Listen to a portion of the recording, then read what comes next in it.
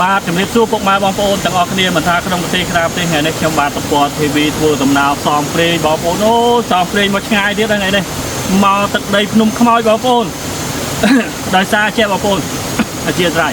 បងប្អូនយើងចង់នេះសំណូមពរឲ្យខ្ញុំបាទតពត TV នេះចង់ទៅប្រតិទិដ្ឋភាពនៅលើខ្នងភ្នំខ្មោចបងប្អូនតែមិនមែនថាតាមទៅសំណូមពរគេឲ្យយើងចូលអាណាញ់រុនកែបទៅតាមរុនកែបចូលរុនក្រាមតាមនឹងក្រាមអត់ទេមិនមានន័យចឹងទេបងប្អូនណាខ្ញុំចង់និយាយថាបងប្អូនយើងក៏ចង់ឃើញទស្សនភាពនៅភ្នំខ្មោចបងប្អូនណាហើយណាមួយទស្សនភាពភ្នំខ្មោចនេះបងប្អូននៅកន្លែងណាបើថាស្រស់ស្អាត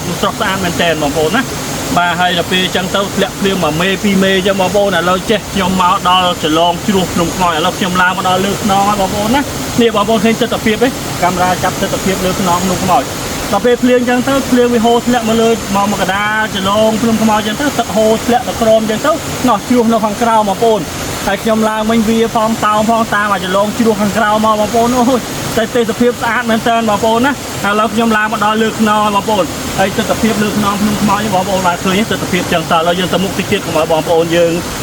ខាតពេលហើយរីករាយទស្សនាជាមួយខ្ញុំទាំងអស់គ្នានេះហើយជាទេសភាពនៅលើខ្នងភ្នំខ្មោចបងប្អូនណាបាទហើយស្រស់ស្អាតដល់បងប្អូនអើយនេះហើយបងប្អូនឆ្ងល់ថានៅលើខ្នងភ្នំខ្មោចហេតុអីមានចលងទឹកហូរចង់និយាយបញ្ជាក់ពុកម៉ែបងប្អូនថាភ្នំវាមិនមែនភ្នំតែមួយទេភ្នំវាមានចលងមកវាអញ្ចឹងទៅវារឿងថ្នាក់អញ្ចឹងទៅអញ្ចឹងទឹកដល់ពេលភ្លៀងមកវាហូរតាមចលងនឹងធ្លាក់ទៅក្រោមបងប្អូនណាបាទហ្នឹងហើយខ្ញុំចង់និយាយអញ្ចឹងចាក់ដល់មកឥឡូវយើងដើរទៅមុខទាំងអស់គ្នាមកបងប្អូនមកទោះបីបងប្អូនបានមកជាមួយខ្ញុំក៏បានទស្សនាវីដេអូខ្ញុំបាទតពត TV ដែរបងប្អូនហើយនេះមើលធម្មជាតិបងប្អូនណាហើយមើលដើមអាស័យដើមអីបងប្អូនត្រង់ធ្លោអត់មានមេឃមានភៀងទេនេះ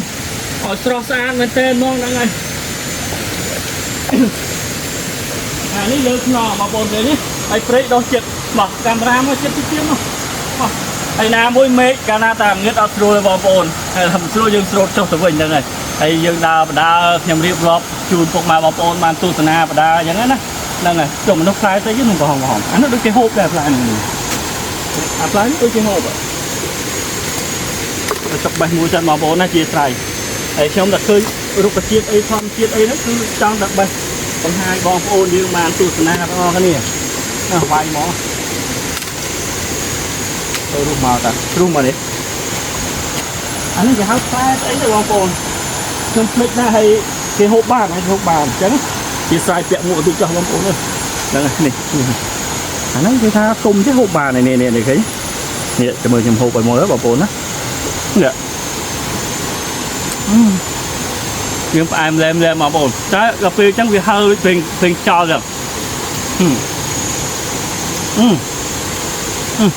អានេះហើរដូចពេញចោលបងប្អូននេះក្របវាអញ្ចឹងហ្នឹងហើយតោះឥឡូវយើងចេះបងប្អូនទស្សនាជាមួយខ្ញុំទៅមុខទៀតមកហើយស្អាតណាស់បងប្អូនអូយស្អាតមែនទែននៅលើខ្នងអានេះនៅភ្នំខ្មោចនេះហើយយើងដើរមកក៏យើងមានការប្រុងប្រយ័ត្នសុំម្ចាស់ទឹកម្ចាស់ដីម្ចាស់ព្រៃតែលោកតានៅកន្លែងនេះចឹងបើសិនតែខុសត្រូវយ៉ាងណាក៏សូមអធិស្ឋានមុនហើយបងប្អូននេះអូអានេះបើសិននេះយើងអត់ទេចង់និយាយឲ្យបងប្អូនយើងមកបោះតង់ឬមកវាអីមិនឆ្ងាយបន្តិចបងប្អូនឆ្ងាយមែនតើរំតែមកដល់កន្លែងនេះចំណាយពេលយូរណាស់បងប្អូនអើយរំតែបានមកដល់ហើយណាមួយចង់និយាយទស្សនភាពកន្លែងនេះគឺវាស្រស់ស្អាតបែបម្យ៉ាងម្នាក់បងប្អូនណាមកហើយខ្ញុំឃើញអីខ្ញុំថានេះវាបងប្អូនណា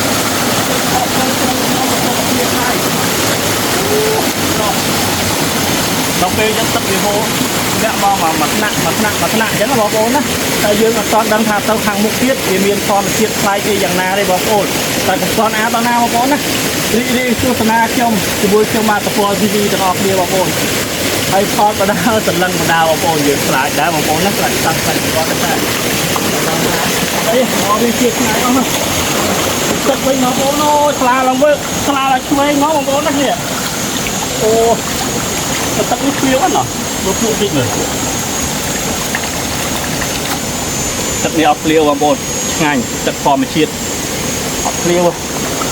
ហើយបងប្អូនមិនមានទៅលោកជួខាងនោះបងប្អូនស្អាតណាស់ស្អាតមែនទែនហ្មងណា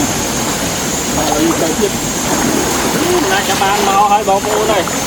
ទោះបីបងប្អូនមិនបានមកលេងជាមួយខ្ញុំក៏បានទស្សនាវីដេអូខ្ញុំក៏បានដូចបានមកជាមួយផ្ទាល់អញ្ចឹងបងប្អូនណា អត់មានទូតធមានកុហកបងប្អូនទេ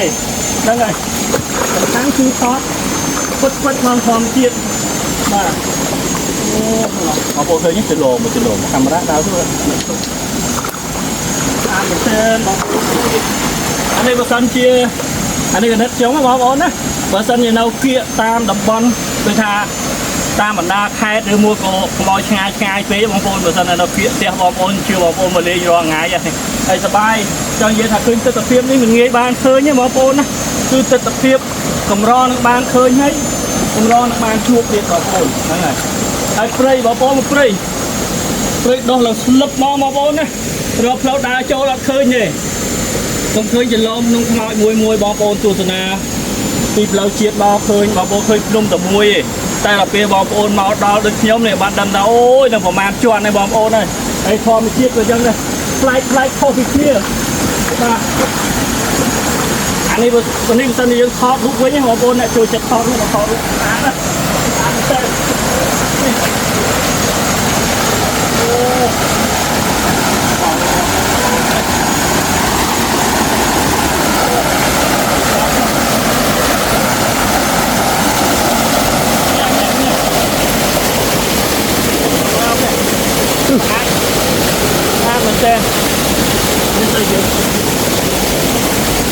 អានេះស្នាមអានេះ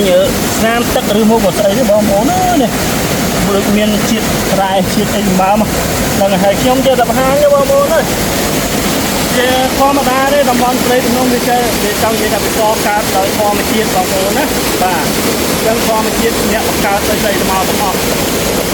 អ្នកអត់ដឹងនេះណាបងប្អូនណាអញ្ចឹងមកយើងមកតាមតំបន់ព្រៃភ្នំអញ្ចឹងមិនដឹងថាអូធម្មជាតិពិតជាអស្ចារ្យមែនហ្នឹងហើយសំខាន់មិនមានអីទេបងប្អូនហើយខ្ញុំតែងតែថតខ្ញុំតែងតែនិយាយប្រាប់ពុកម៉ែបងប្អូនយើងអត់គ្នាអត់ចេះចូលរួមនឹងស្រឡាញ់អភិរក្សការពារធម្មជាតិទាំងអស់គ្នាបងប្អូនដើម្បីទុកឲ្យបានដល់ចំនួនកូនចៅយើងចំនួនក្រោយហ្នឹងហើយបងប្អូនឃើញទស្សនភាពចឹងគួរតែបងប្អូនចូលចិត្តស្រឡាញ់និងគាំទ្របាទហើយជាពិសេសបងប្អូនយើងនៅក្រៅប្រទេស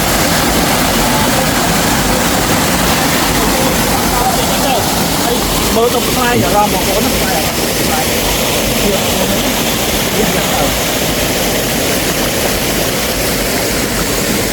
មកនេះថ្ងៃនេះនេះសំបីតែដើមឈើក៏ពុកម៉ែបងប្អូនក៏ចម្លែកដែរអានេះផ្កាអានេះដូចផ្កាអញ្ចឹងអានេះពេលទឹកឡើងនេះបានន័យថាទឹកឡើងអាចហូរដល់ហ្នឹងបងប្អូនណានេះផ្កាដូចជាប្រទាលឬមកអីទេបងប្អូនតែស្អាតបងប្អូនអានេះបើយើងយកទៅដាំផ្ទះដាំអីក៏ស្អាតដូចគ្នាបងប្អូនតានេះមានអ្នកណាមកតុបមកតែងទេគឺធម្មជាតិអ្នកតុបតែងខ្លួនឯងអូយមកសិតស្អីនេះមកសិតnóដល់កនោះមកដើមនោះជុំតិចសិតលឹងជឿនោះមែនទេនេះបងប្អូនឃើញទឹកជឿអានបងប្អូនទៅជួយមើលគ្នាមកណាមកស្អាតនេះអើ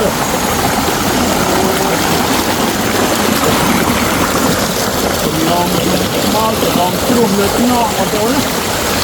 ហើយទស្សនភាពនេះមិនមែននៅខាងក្រៅបងប្អូនសូមបញ្ជាក់ទៀតថានេះគឺនៅលើខ្នងភ្នំខ្មោចបងប្អូនណាបាទទស្សនភាពនេះគឺនៅលើខ្នងភ្នំខ្មោចបងប្អូនកំពុងទស្សនាជាមួយខ្ញុំហ្នឹងហើយខ្ញុំចេះថាតើបងប្អូនខ្ញុំមកថាខ្ញុំសរសើរអ្នកដើរព្រៃបងប្អូនខ្ញុំបានថាគាត់ដើរអត់ទៅចេះវែងចេះអីចឹងសរសើរគាត់បងប្អូនខ្ញុំថ្ងៃមុនខ្ញុំវែងបងប្អូនវែងចង់ភ័យដែរសាបមាត់សាបកដែរបងប្អូនណាតែដល់ថ្ងៃនេះអត់ទេបើយ៉ាបែបនចដូនចតាឬមកលោកម្ចាស់ទឹកម្ចាស់ដីហើយថ្ងៃនេះឲ្យតែយើងដើរតាមតំបន់ព្រៃភ្នំយើងសុំបងប្អូនណាអញ្ចឹងយើងសុំម្ចាស់ទឹកម្ចាស់ដីហើយអញ្ចឹងយើងដើរទៅ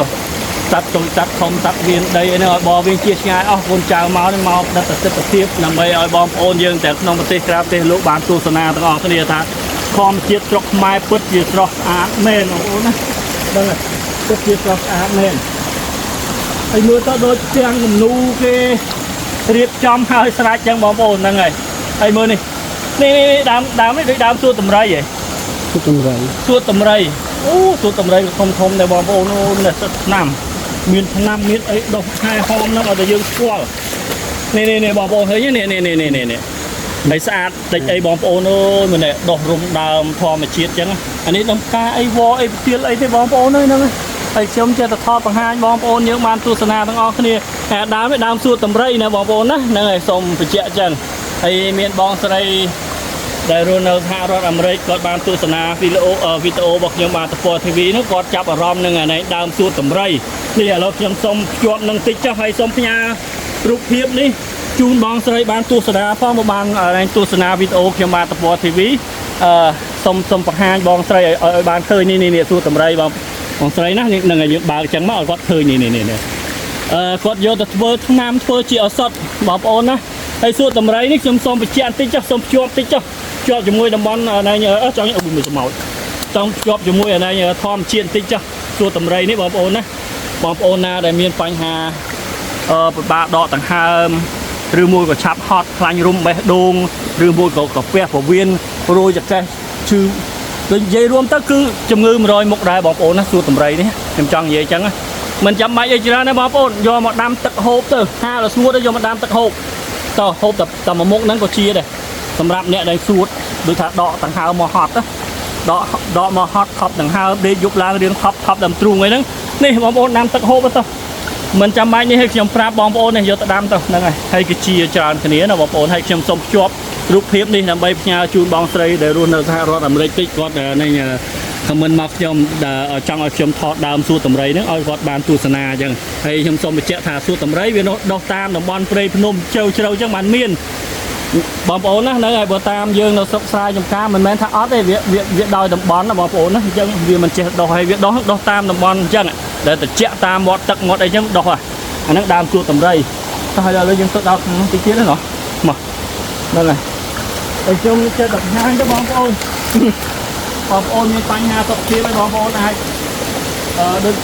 ខ្ញុំជំរាបវីដេអូពីដើមមកចឹងទៅមកកើតទៅដឹងឯងត្រឹមនឹងបានហើយដឹងឯងនេះបងប្អូនវិញនោះ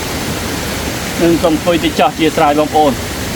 នេះទស្សនភាពនៅលើខ្នងខ្ញុំខ្មោចណាបងប្អូនណាមិនមែនចេះតែលេងទេបងប្អូនហ្នឹងហើយអញ្ចឹងចង់និយាយថាទស្សនភាពមួយនេះខ្ញុំជឿថាពួកបងប្អូនមិនថាក្នុងប្រទេសក្រៅប្រទេសទេកម្រលោកបានទស្សនា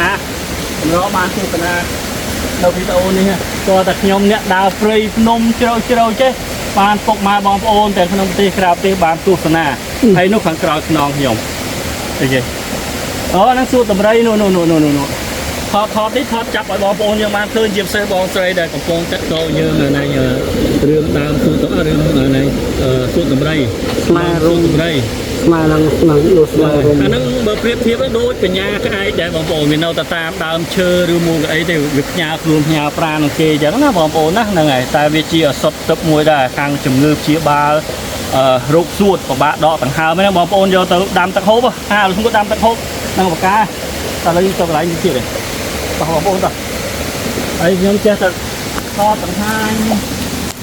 រៀបរាប់បដានិយាយបដាចាំមិនថាខុសផងត្រូវផងក៏សូមអធិស្ឋានទុកពីមុនបងប្អូនណាបាទព្រោះជីវិតអ្នកធ្វើវីដេអូតែប៉ុណ្្នឹងទេបងប្អូនហើយនេះធម្មជាតិសំខាន់ពុកម៉ែបងប្អូនបានទស្សនាផ្លែកភ្នែកផ្លែអារម្មណ៍មែនតើនេះហើយពុកម៉ែបងប្អូនសួរថាមកម៉ាននេះបងប្អូនខ្ញុំមកលាក់ទេខ្ញុំមកតែ3នាក់ទេហើយមហានគរក៏នៅខាងក្រោមចាំខ្ញុំនៅខាងក្រោមហើយខ្ញុំឡើងមកខាងលើខ្ញុំឡើងមកខាងលើបងប្អូនណាហ្នឹងហើយអញ្ចឹងមកខ្ញុំមកឃើញទេសភាពវាស្អាតពេកអញ្ចឹងទៅក៏សម្រេចចិត្តថាស៊ូឡើងមកដល់លើតិចទៀតដើម្បីឲ្យបងប្អូនយើងបានឃើញទេសភាពបែបនេះមើលនេះស៊ូកម្រៃពេលវានៅទូចនឹងថតអានេះពេលវានៅទូចនេះសូមផ្ញើវីដេអូនៅជូនបងស្រីដែលរស់នៅសហរដ្ឋអាមេរិកផងនេះរូបភាពដែលវានៅតូចបងស្រីណានឹងនេះហើយទស្សនាទាំងអស់គ្នានៅគាត់ប៉ះទៅឃើញសមោចចេញមកបងប្អូនតែហ្នឹងសិតឆ្នាំបងប្អូនណាសិតឆ្នាំលេខ1បាទអូ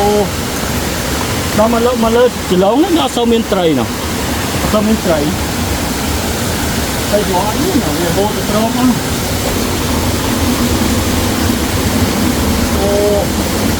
បងប្អូនមើលនេះ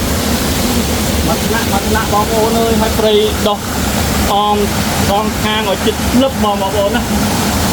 ដឹងទៅណាមកណីទេបងប្អូនណាតែបើសិនតែអ្នកដើរវិញគេទៅអ្នកដើរដឹងព្រៃមកអ្នកដើរចេះវិញបងប្អូន ហើយថាខ្ញុំអត់ហ៊ានទេបងប្អូនថ្ងៃមុនខ្ញុំថាលេងដល់សាមកចាប់ត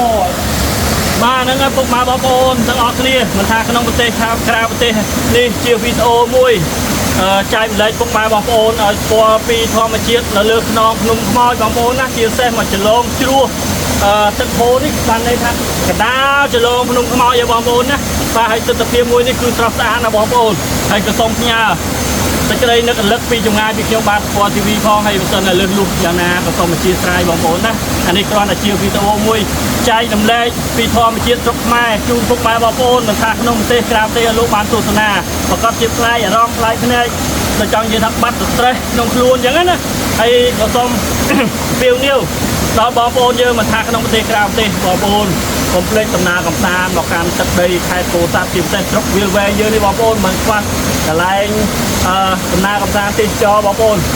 បាទហើយជាពិសេសទិដ្ឋភាពមួយនេះសូមផ្ញើជូនពុកម៉ែបងប្អូនទាំងក្នុងប្រទេសក្រៅប្រទេសបានទស្សនាផងហើយទីចុងបញ្ចប់នេះក៏មិនមានពាក្យពេចន៍អីច្រើនទៀតដែរក៏សូមអធិស្ឋានរាល់ការនិយាយស្ដីខុសឆ្គងត្រង់ណាមសំរុំអីសូមពុកម៉ែបងប្អូនទាំងក្នុងប្រទេសនិងក្រៅប្រទេសសូមអធិស្ឋានហើយសូមជូនពរជូនជ័យពុកម៉ែបងប្អូនទាំងក្នុងប្រទេសក្រៅប្រទេសសូមឲ្យលោកជួបតែសេចក្តីសុខនិងសេចក្តីចម្រើនទាំងអស់គ្នាជាសម្រាប់ពេលនេះខ្ញុំបាទសុភ័ក្រ TV អរគុណច្រើនសូមជម្រាបលា